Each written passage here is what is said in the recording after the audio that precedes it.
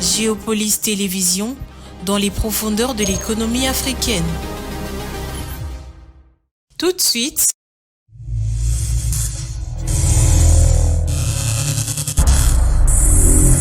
le journal.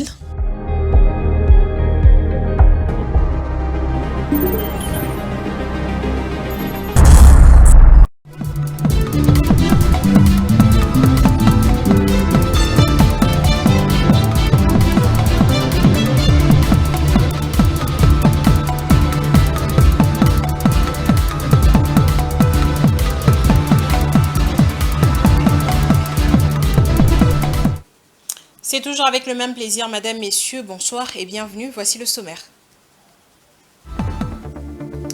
La RDC souhaite amplifier sa coopération avec la Russie à travers de nombreux partenariats et investissements. Plus important, c'est le vœu émis par la ministre des Affaires étrangères Thérèse Kaykomba lors de sa rencontre avec son homologue russe Sergueï Lavrov en marge de la première conférence ministérielle du Forum de partenariat à Russie-Afrique. Et puis, rapport journalier des provinces sur l'Impox, cette 45e semaine enregistre un total général de 42 912 cas suspects, plus de détails dans cette édition. International, l'Algérie met en œuvre un projet structurant pour dynamiser son secteur minier grâce à l'extension du port d'Annaba qui relie la mine de phosphate de Tébessa à la mer. C'était là les sommaires, mesdames, messieurs, rebonsoir. Commençons avec cette actualité. La ministre des Affaires étrangères, Thérèse Kaykomba, a eu une rencontre bilatérale avec son homologue russe, Sergueï Lavrov, au cours de laquelle elle a relevé la qualité excellente des relations entre la République démocratique du Congo et la Russie. La chef de la diplomatie congolaise a réitéré le souhait de la RDC d'amplifier cette coopération à travers de nombreux partenariats et investissements plus importants. C'était en marge de la première conférence ministérielle du Forum de partenariat Russie-Afrique. Patience Lokike.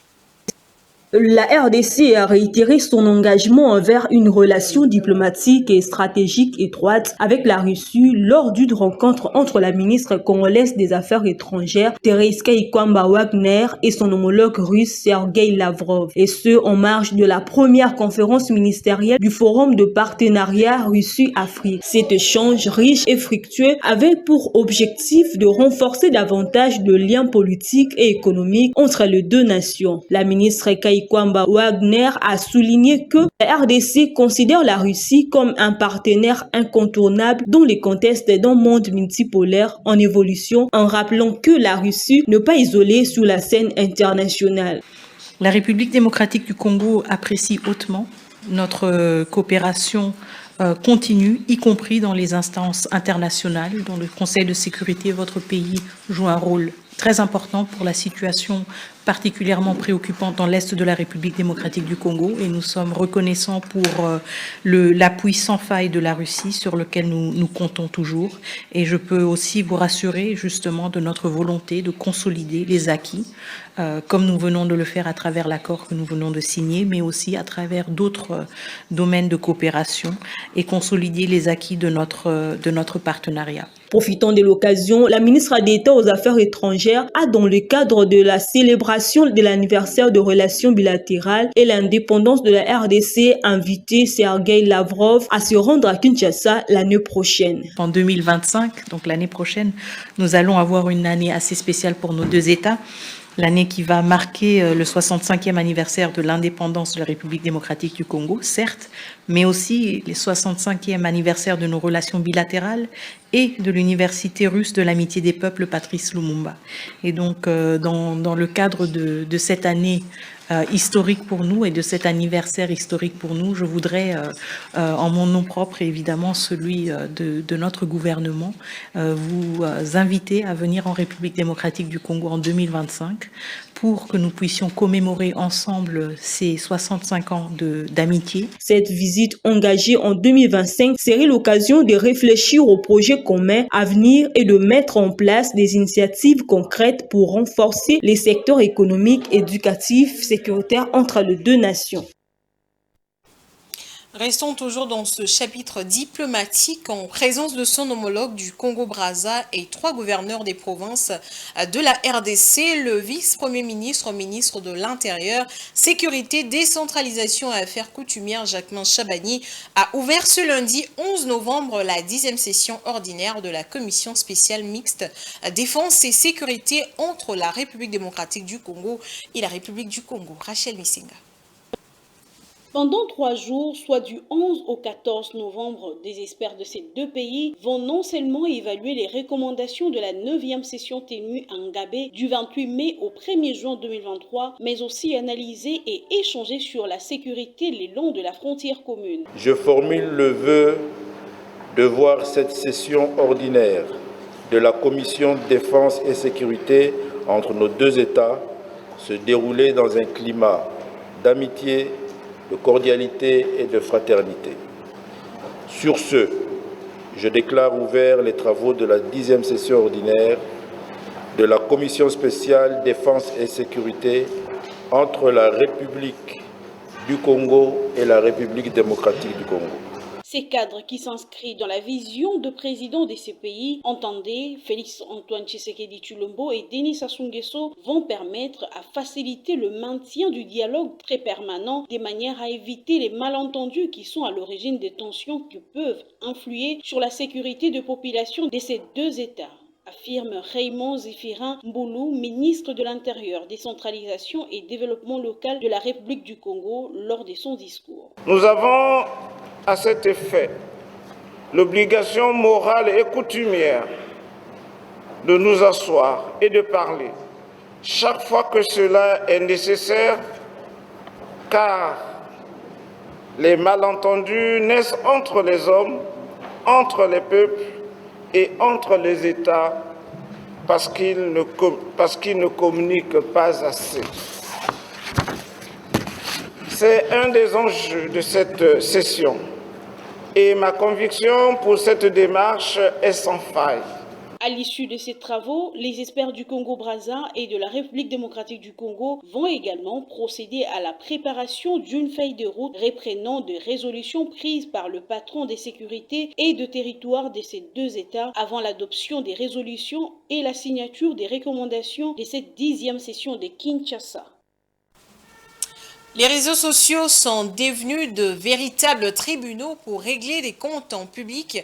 Au-delà de servir des outils de manipulation et de désinformation des masses, à ce propos, certaines vidéos qui circulent depuis le début de la semaine passée dans les réseaux sociaux font état d'un malaise entre le ministre de l'Industrie et du Développement des petites et moyennes entreprises et petites et moyennes initiatives, Louis Watoum, et le directeur général du Fonds de promotion de l'industrie FPI, Bertin Moudimou Tshisekedi. Il n'en est rien. De plus amples détails avec Dieudonné Bonali.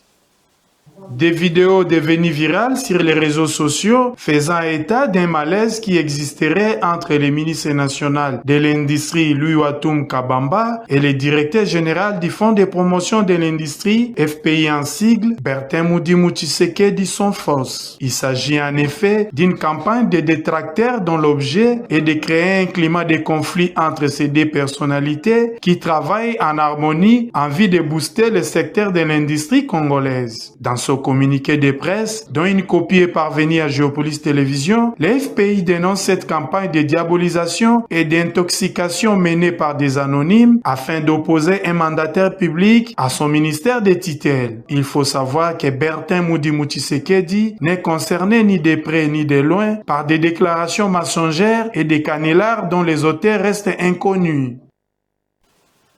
Parlons santé, la cérémonie d'ouverture des travaux de la revue des activités de l'Inspection générale de la santé s'est déroulée ce matin à l'hôtel Sultani, réunissant des acteurs clés du secteur de la santé. Ces travaux sous le thème « L'inspection en santé à l'ère de la couverture santé universelle » marquent un tournant dans la gouvernance du système de santé en République démocratique du Congo. Blaise Kozola. C'est l'inspecteur général de la santé, Komba Djeko, qui a ouvert la séance en soulignant l'importance historique de cette revue. Ces différentes communications sur la mise en œuvre de la couverture santé universelle prendront toute la journée le mardi. La journée de mercredi sera consacrée aux communications des différents partenaires techniques et financiers qui expliqueront aux participants tous les mécanismes de financement des activités des différents services et structures du ministère de la Santé et Hygiène. Le ministre de la Santé, son Excellence Dr Samuel Roger Kamba, a pris la parole pour réaffirmer l'engagement du gouvernement en faveur de la couverture santé universelle. Quand nous avons conçu le programme de la gratuité de la maternité, la matrice de répartition de fonctions, j'ai mis au tout début, tout en haut de cette matrice, l'Inspection générale des finances et l'Inspection générale de la santé.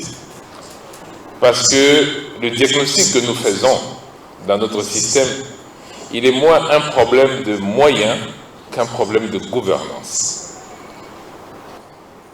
Il est vrai que vous avez beaucoup de défis. Un des premiers défis, et je pense qu'on en a déjà parlé, c'est vraiment la réglementation, tous les textes qui doivent être adoptés. Et je peux vous assurer que avant la fin de l'année, et c'est ce que je me suis donné comme mission, c'est que l'organisation du système de santé, donc notamment l'Inspection générale de la santé, puisse avoir tous les outils de son fonctionnement. Les travaux de la revue des activités de l'IGES se poursuivront au cours de prochains jours avec des sessions de travail consacrées à la couverture santé universelle, à la gestion de financement et à l'amélioration des services de santé. Des partenaires techniques et financiers ainsi que des experts du secteur participeront aux discussions afin de soutenir la mise en œuvre de réformes nécessaires pour renforcer la gouvernance et l'efficacité du système de santé congolais. La revue des activités de l'Inspection générale de la santé est un événement annuel essentiel pour évaluer les actions du ministère et renforcer la gouvernance sanitaire en RDC. Elle sert également de plateforme pour discuter des réformes nécessaires à la mise en œuvre de la couverture santé universelle et à l'amélioration des services de santé. Prenons cette actualité en bref. Au courant de la 45e semaine, la complétude hebdomadaire des rapports journaliers des provinces est de 80%, à savoir 104 sur 130 rapports journaliers attendus. Il a été signalé pendant cette semaine 834 cas suspects, soit une complétude de 80% détectée avec un total de 81 cas confirmés contre 1017 cas suspects, soit une complétude de 76,3% et 45 cas confirmés. 3 décès ont été signalés parmi les cas suspects, ce qui ramène le taux de létalité des cas suspects à 0,36% de la première à la 45e semaine de 2024. Il y a un total général de 42 912 cas suspects, dans lequel 30 112 cas confirmés avec un taux de décès suspect de 1132, signalant le début de la vaccination dans la zone de santé militaire Kokolo et à la prison depuis le 7 novembre 2024 avec 79 vaccinés. Autre chose, l'avenir de la planète se joue actuellement en Azerbaïdjan, où les leaders mondiaux se trouvent pour discuter du climat et de la nécessité de contenir le réchauffement climatique. La COP29 s'est donc ouverte ce lundi. La conférence sur le climat ira jusqu'au 22 novembre. La question du financement pour permettre les pays pauvres à mieux faire face au dérèglement climatique se pose avec acuité à cette conférence des Nations Unies. Patrick Ilunga. Les pays d'Afrique et plus généralement ceux du Sud espèrent obtenir ce qu'ils qualifient de justice climatique, c'est-à-dire le financement adéquat afin de mieux faire face aux perturbations du climat avec des phénomènes tels que les inondations, la canicule et la sécheresse. Depuis un certain temps, le continent noir souffre de la sécheresse qui a affecté son agriculture et a accentué la famine, notamment dans la Corne de l'Afrique. Le financement climatique est censé également aider l'Afrique à se développer en abandonnant les énergies fossiles et les charbons. À ce jour, la cagnotte annuelle est fixée autour de 100 milliards de dollars par an, censée aller à destination des pays pauvres. Mais malgré ces engagements passés, la réalité reste loin des ambitions.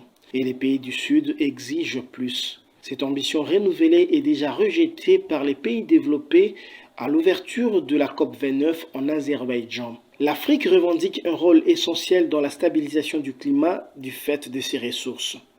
Selon certains chercheurs, la forêt tropicale africaine, le bassin du Congo, est maintenant classée première devant l'Amazonie parce qu'elle séquestre plus de dioxyde de carbone par hectare par an.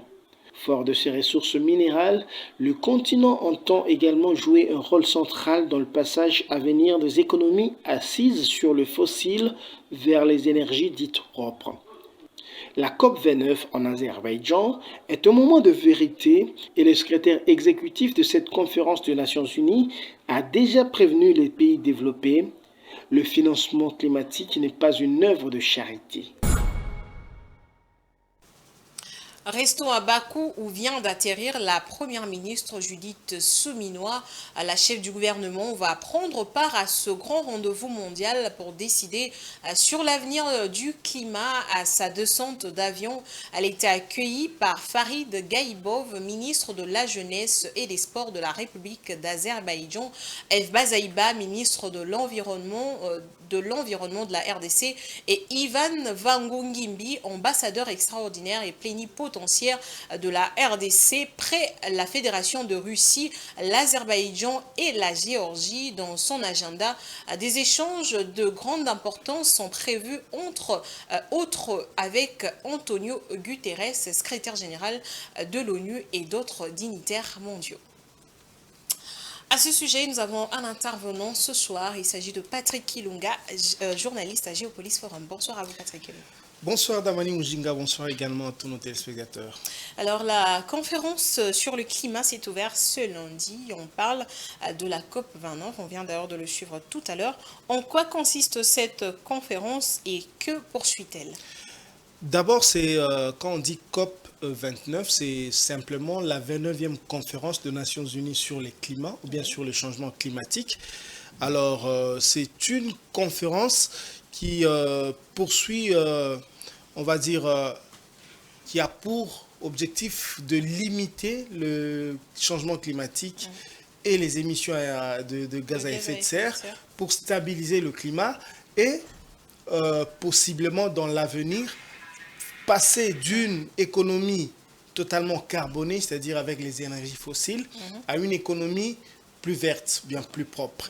Alors, la conférence elle-même, cette année, c'est autour des questions de financement, je crois qu'on en parlera.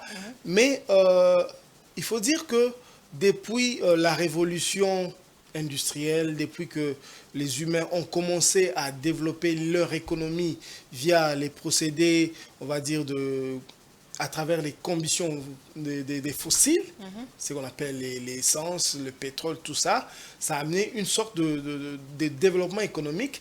Mais à force de travailler dans l'industrie, les chercheurs, les scientifiques ont remarqué que le travail là, ça a amené certes le développement, mais il y avait une sorte d'émissions de gaz à effet de serre qui détruisait la couche d'ozone, qui amenait un certain dérèglement climatique, ce qui fait qu'aujourd'hui, en 2024, ou bien en 2023, en 2022, on a eu beaucoup plus de catastrophes naturelles, beaucoup plus qu'on connaissait en 1950 par exemple. On va dire que les catastrophes existaient, ou bien les phénomènes naturels existaient, mais c'est l'intensité qui a changé. Ça s'est amplifié. Voilà, ce qui fait qu'aujourd'hui, parfois, il y a des endroits où il y a une forte canicule, donc très forte chaleur. Il y a des endroits où il y a des fortes pluies. On est en train de vivre ça ici à Kinshasa et en RDC et partout en Afrique, dans le monde. Ce qui fait qu'il y a même des phénomènes comme les sécheresses qui s'amplifient, notamment dans la Corne d'Afrique. Tout près de chez nous aussi, en Zambie, il y a des fortes sécheresses qui sont attribuées justement à ce qu'on appelle le changement climatique. Alors la conférence réunit justement les acteurs mondiaux des pays, quasiment tous les pays du monde, pour aller discuter sur comment on va passer maintenant de l'économie totalement carbonée à l'économie plus propre. Donc c'est l'objectif poursuivi par cette conférence. Cette année, on va dire que les choses ne sont pas forcément très simples en Azerbaïdjan là-bas, parce que les plus grands pollueurs, je cite la Chine et les États-Unis, n'ont pas leur président là-bas sur place dans la conférence. Ils ont envoyé peut-être des représentants, mais c'est eux qui devaient prendre peut-être l'engagement de réduire, parce que c'est eux le plus grand pollueur, et ils ne sont pas là, parce que entre-temps, on dit que, bon, c'est vrai que Joe Biden est encore président, mais il est en train de passer la main à Donald Trump, qui est ce qu'on appelle climato-sceptique, donc il n'accepte pas vraiment un changement climatique, il pense que c'est de la fiction. Donc c'est un peu la problématique qui peut se poser aujourd'hui, bien qui s'est posée encore il y a quelques années. Donc on va dire que les pays discutent autour de l'urgence climatique qui est devenue une préoccupation majeure de notre temps. Alors Patrick Kilunga, dites-nous pourquoi la question financière est identifiée comme un écueil aux négociations qui sont liées au climat. Voilà, on parle climat, mais pourquoi c'est les questions financières qui divisent les gens là-bas? Rappelez-vous, je viens de dire tout à l'heure que les phénomènes naturels se sont intensifiés, ce qui fait que dans plusieurs zones du monde, il y a des déplacés du climat, c'est-à-dire des gens qui fuient peut-être la sécheresse, il y a des gens qui fuient par exemple les grandes catastrophes. Beaucoup de mouvements migratoires. Beaucoup de mouvements, ce qui amène d'autres urgences. Il faut prendre ces gens-là en charge, il faut prendre les pays du Sud, l'Afrique y compris, il faut financer parce que il faut leur permettre de faire face à ce genre d'urgence ou bien de catastrophe. Parce qu'il y a ce principe qu'on appelle pollueur-payeur. N'oubliez pas que l'Afrique, par exemple, c'est moins de 5% des émissions de gaz à effet de serre dans le monde entier. Donc, les grands responsables, ce sont des pays occidentaux, pas seulement, parce qu'il y a aussi la Chine, dont les pays développés. Et donc, eux, ils sont censés payer, on va dire, la facture, ou bien la dette de climat, comme on dit. Et les engagements, avant, il y avait un engagement qui consistait pour eux de payer à hauteur de 100 milliards de dollars chaque année. Mais non seulement ils ne respectent pas ça, mais aujourd'hui, les pays du Sud ont augmenté un peu le niveau d'ambition, bien le niveau d'exigence, pour dire qu'en réalité, ils ont besoin, ces pays-là, ils ont besoin d'autour de 400 milliards de dollars 400 milliards de dollars pour faire face justement à ce genre d'urgence naturelle. Et aujourd'hui, les pays développés estiment que non, les pays du Sud exigent un petit peu trop.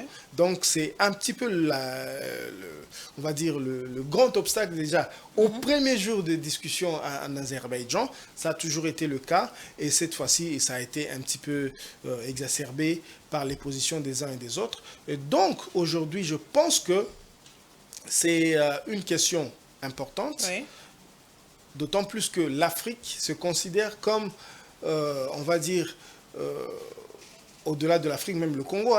On va prendre c'est à l'image de l'Afrique. Le Congo se dit, nous sommes pays solution. Pourquoi? Parce que dans ce qu'on appelle la transition énergétique, nous proposons des ressources qui vont aider justement les économies à passer des fossiles à l'économie propre. Donc, comme on va citer des ressources comme le cobalt, le lithium, le nickel et consorts dont le Congo dispose on va dire en grand nombre. Et au-delà de ça, les forêts. Parce qu'on parle par exemple de la forêt tropicale de l'Afrique, le bassin du Congo. Le bassin du Congo qui aujourd'hui, selon les recherches, séquestre beaucoup plus de dioxyde de carbone, beaucoup plus que l'Amazonie. Et donc, comme l'Afrique, le Congo, les pays du Sud sont d'abord les premières victimes de changement climatique, ils exigent le paiement. Deuxièmement, ils se considèrent que nous sommes un peu le réparateur de ce que vous abîmez, donc vous devez payer. Donc c'est un peu la grande problématique qui déjà oppose les négociateurs. Il faut dire que les négociations viennent de commencer aujourd'hui, ça prendra 11 jours, et déjà au premier jour, il y a eu ce malentendu financier. Voilà, merci à vous Patrick Kilunga d'avoir éclairé la lanterne. Je vous remercie Damani Mouchika.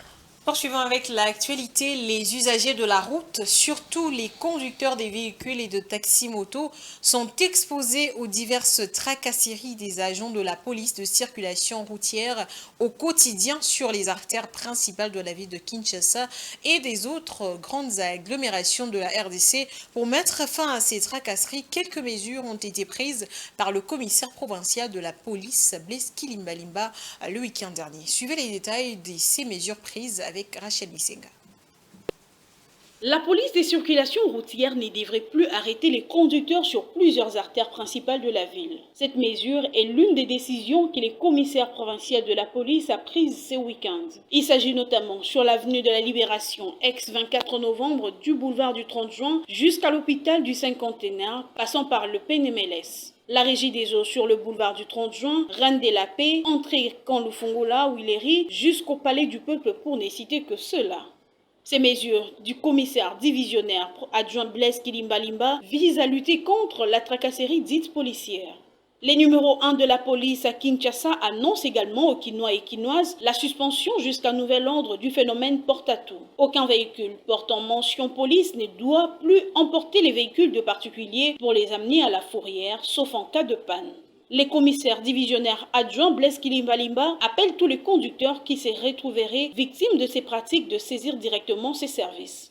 Face aux dégâts causés par la pluie ce week-end, les commissaires provinciaux de la police de Kinshasa informent la population que les nids de poules sont revenus à différents endroits de la ville. Cette situation va perturber la circulation sur certaines routes à l'instar de la route Gare Centrale Bon Marché, passant par la Braliment, aéroport national de Ndolo poids lourd. Compte tenu de cette situation, le chef de la police invite les usagers de la route à la patience avant que le service habilité ne fasse ses travaux de remblayage sur ces tronçons détruits. Restons sur cette note sécuritaire. 400 éléments FARDC viennent de clôturer leur formation ce lundi 11 novembre au camp Roi Para à Bunia, chef-lieu de la province de l'Ituri.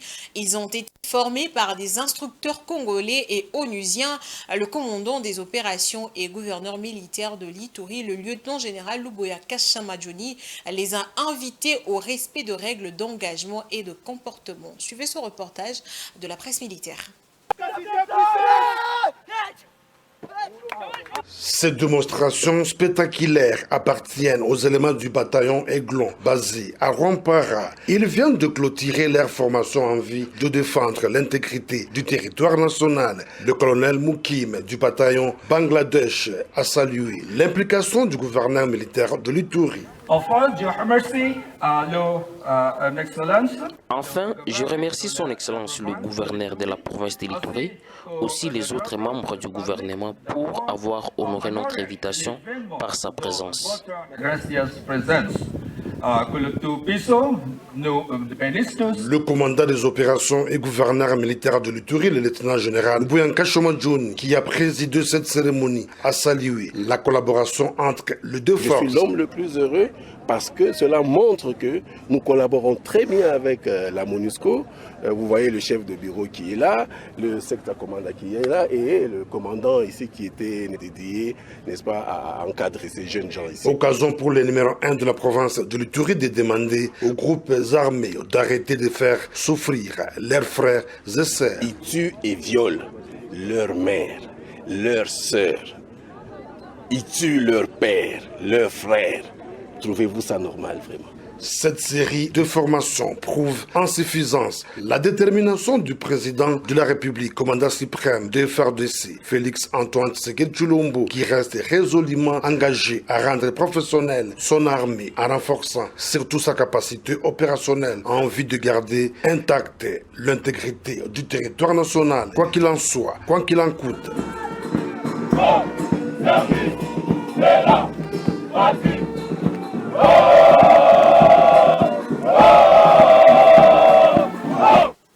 En sport, début depuis ce dimanche 10 novembre du rassemblement des Léopards messieurs à Abidjan. Le staff technique déjà sur place et les joueurs sélectionnés ont déjà commencé à atterrir dans la capitale ivoirienne ce lundi 11 novembre. Blaise Kozola. Les léopards seigneurs de la République démocratique du Congo ont débuté leur rassemblement ce dimanche 10 novembre à Abidjan, en Côte d'Ivoire. C'est en prévision du match de la 5e journée de qualification pour la CAN 2025 contre les Syli nationales de la Guinée, mais également contre l'Éthiopie le 19 novembre prochain. Le match face à la Guinée se jouera le samedi 16 novembre dans ces pays qui a vu la RDC surprendre le monde du foot en se qualifiant pour la demi-finale de la CAN 2023. Ainsi, les léopards sont attendus sur le sol ivoirien. Déjà, le premier groupe de joueurs est arrivé ce dimanche 10 novembre et sera ensuite suivi d'un deuxième, ainsi de suite jusqu'à ce que le groupe arrive complet. La RDC sera reçue en Côte d'Ivoire par la Guinée puisque cette dernière n'a pas de stade homologué sur son territoire. Les léopards des Sabres déjà qualifiés vont tenter d'engranger une nouvelle victoire pour ne pas casser la dynamique mais continuer à écrire l'histoire et remplir des records. L'actualité, c'est aussi au-delà de nos frontières. Place à la page internationale.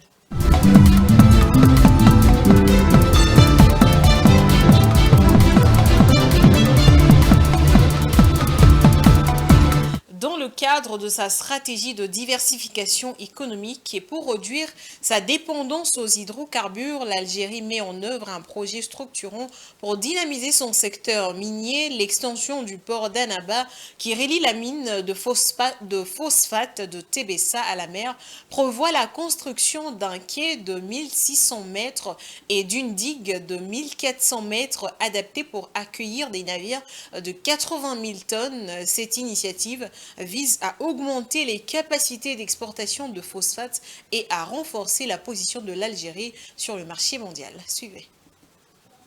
L'Algérie, l'un des plus grands producteurs mondiaux de phosphate, cherche à diversifier son économie en réduisant sa dépendance aux hydrocarbures. Dans ce contexte, l'extension du port d'Annaba, intégré au projet de phosphate de Bled Abdaba à Tébessa, représente une avancée majeure pour l'industrie minière du pays. Une fois achevée, cette infrastructure augmentera la capacité d'exportation de phosphate de 3 à 7 millions de tonnes par an. Le gisement de Bled Abdaba, qui représente 80% de la production nationale avec des réserves estimées à 2,1 milliards de tonnes, joue un rôle crucial dans cette stratégie de diversification, renforçant ainsi la position de l'Algérie sur les marchés mondiaux du phosphate. Ces projets relient la mine de phosphate de Tébessa au port d'Annaba avec un quai de 1600 mètres et une digue de 1400 mètres.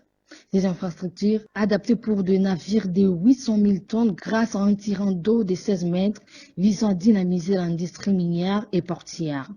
Il fait partie des initiatives stratégiques de l'État pour renforcer l'économie nationale. Les projets intégrés de phosphate d'Annaba renforcera l'économie locale en diversifiant les exportations au-delà des hydrocarbures. Il positionnera les ports d'Annaba comme un centre stratégique pour l'exportation des phosphates. Rendons-nous à présent dans les kiosques à journaux avec cette sélection et commentaires de Patience Lokeke.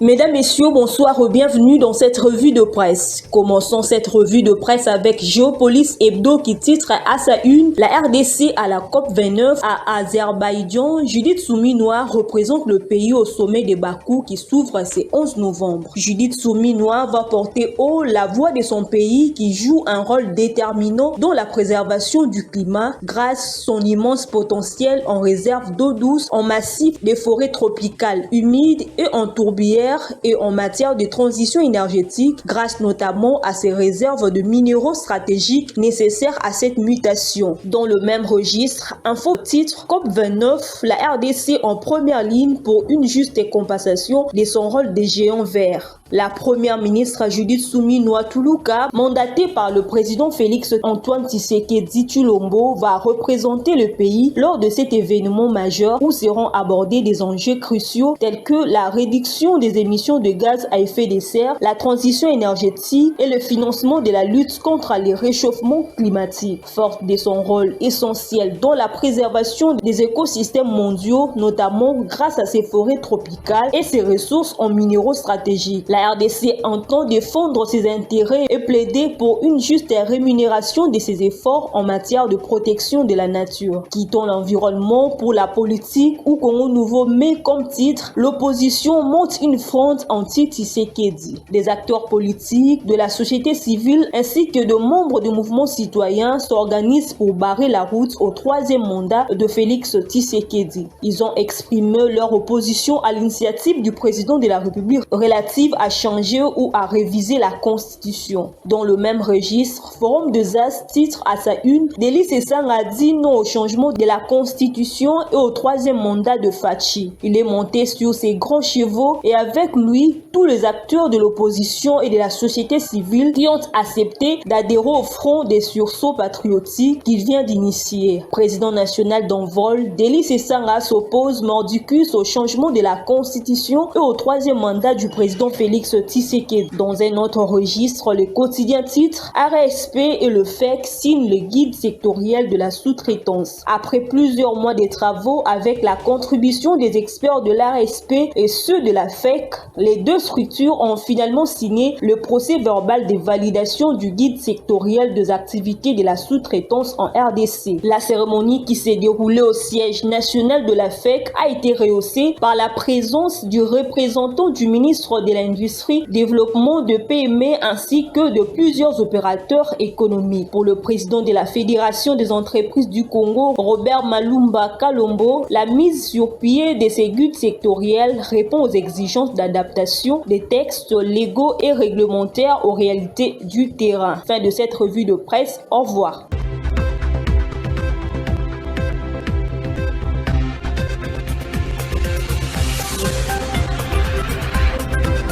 Fin de ce journal, place au rappel de titres. La RDC souhaite amplifier sa coopération avec la Russie à travers de nombreux partenariats et investissements plus importants. C'est le vœu émis par la ministre des Affaires étrangères, Thérèse Kaikwamba, lors de sa rencontre avec son homologue russe, Sergei Lavrov, en marge de la première conférence ministérielle du Forum de partenariat Russie-Afrique. Et puis, rapport journalier des provinces sur l'Impox, cette 45e semaine enregistre un total général de 42 912 cas suspects. Vous avez suivi les détails dans cette édition. Et à l'international, l'Algérie met en œuvre un projet structurant pour dynamiser son secteur minier grâce à l'extension du port d'Annaba qui relie la mine de phosphate de Tébessa à la mer. C'était tout pour ce soir, mesdames, messieurs. Merci de votre aimable attention. Surtout, restez branchés au programme de Géopolis Télévision. Vous suivrez juste après un plateau spécial. Willy Kalingai reçoit le ministre de la Communication et Médias, Patrick Mouyaya. Au revoir.